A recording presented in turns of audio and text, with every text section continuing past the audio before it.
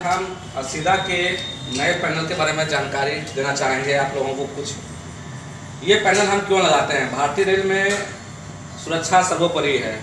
यह पैनल लगाने का मेन उद्देश्य है कि हमारे यात्री गाड़ियों पे अगर किसी तरह का लाइव अर्थ फॉल्ट पे कोई त्रुटि आ जाए तो हमारा वो ऑफ होना चाहिए सर्किट। उसके लिए हम यहाँ पे हम ये feeder CV BM feeder CV BM का प्रोविज़न देते हैं। इससे संबंधित ट्रिपिंग कराने के लिए हमारे पास रिले लगे होते हैं।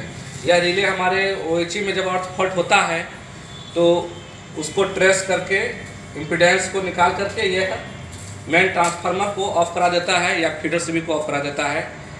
अब जानते हैं कि ये हमारे जो 6 मॉड्यूल लगे हुए हैं ये क्या क्या रोल करते हैं अदा। ये हमारा 4 जो लगे हैं ये हमारे ट्रांसफार्मर के प्रोटेक्शन के लिए लगे हैं। ट्रांसफार्मर साइड में हमारा कुछ भी प्रॉब्लम होगा तो ये चारों मिल करके उसको जो है ट्रिप करा देंगे, जिससे हमारा पावर टीआर प्रोटेक्ट हो जाएगा। पावर टीआर बहुत महंगा होता है, इसकी लागत कम से कम 2-2.5 करोड़ के आसपास आती है। तो उसको प्रोटेक्शन के लिए हमारा जले नहीं या हमारे जो भी उसमें प्रॉब्लम हो उसको लेकर वो पहले से ही वो ट्रिप करा दे, इसके लेकर हम ये चारों रिले लगाते हैं।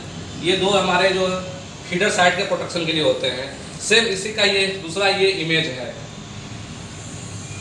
हमारा इस समय ये पावर ट्रांसफार्मर कार्यशील है, यहाँ से हमारी सप्लाई आ रही है।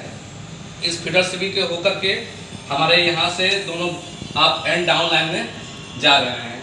ये अगले हिट तक जाएंगे, फिर यहाँ से दूसरा पीएसएफ शुरू हो जाएगा। अब इस लाइन में कोई प्रॉब्लम होती है तो हमारा ये फीडर सीवी सेंस करके इस लाइन को ट्रिप कर देगा। ये हमारा line up and down hold नहीं करेगा।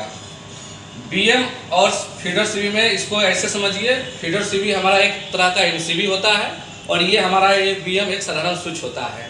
सेम इसी का दूसरा ये हमारा मिरर है। यहाँ भी हमारे जो एलवी साइड से जो आ रहे हैं पावर ट्रांसफार्मर से जो 45 kV ये दूसरे वे में चले गए। इस लाइन में भी प्रॉब्लम हो गई तो हमारा ये फीडर से भी हमारा ट्रिप कर जाएगा और लाइन में प्रोटेक्ट हो जाएगा। ये अप डाउन का है और ये अप का है। यहाँ से फिर हमारा दूसरा टीएसएस शुरू हो जाएगा। एक टीएसएस का रेंज जो होता है जनरली वो हमारा डबल लाइन में 50, 60, 70 ये डिपेंड करता है हमारा लोड पैटर्न पे, किस तरह का गाड़ियों का संचालन इसमें होता है। कहीं कहीं अगर ये 3 लाइन रहेगा तो हम वहाँ पे 30 से 40 किलोमीटर का भी सेक्शन कम कर देते हैं। 4 लाइन में हम 20-25 किलोमीटर तक भी ले जाते हैं। सेम यही हमारा जो है रिले लगा हुआ है इधर भी। इस लाइन के प्रोटेक्शन के लिए फीडर के लिए 2 रिले लगे हुए हैं और इसका पावर ट्रांसफार्मर के लिए हमारा 4 रिले लगे हुए हैं। 2 ट्रांसफार्मर का प्रोविजन इसलिए किया गया है कि एक पावर ट्रांसफार्मर मेंटेनेंस करना हो या कोई ट्रबल आ जाए तो हम इसको शट डाउन लेकर के दूसरे से हम सप्लाई को दे करके लाइन को चालू रख सकते हैं। ये हमारा जो है 2 ट्रांसफार्मर यहाँ पे हमारा लगा हुआ है। रेट लगी है आपकी 132 kV लाइन की है। इसको स्टेप डाउन करके 27.5 kV तक रखते हैं, 27 kV तक रखते हैं। और हमारा जो हार्डेस्ट पॉइंट है यहाँ पे हमारा जो है 19 kV तक आना चाहिए। 19 kV से कम आएगा लोको हमारा ट्रिप कर जाएगा। तो इसलिए ज़्यादा हम सेक्शन लंबा नहीं करते हैं। दूसरा बाकी यहाँ से फिर दूसरा ट्रांसफार्मर का रोल शुरू हो जाता है। सेम वो बहु इसी को उठा के इधर रख देंगे और यहाँ पे एसपी बना देंगे। ये एसपी हमारा बाइफरकेट करेगा, दोनों टीएसएस का ट्रांसफार्मर हमारे जो है दोनों स्टेज को बाइफरकेट करेगा। ये हमारे विंडो एनाउंसिएटर लगे हुए हैं।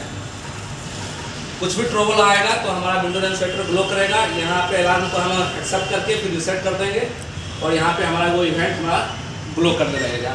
फिर उस पार्टिकुलर जो भी प्रॉब्लम है उसको आइसोलेट करके उसको हम ठीक करते हैं। ओके।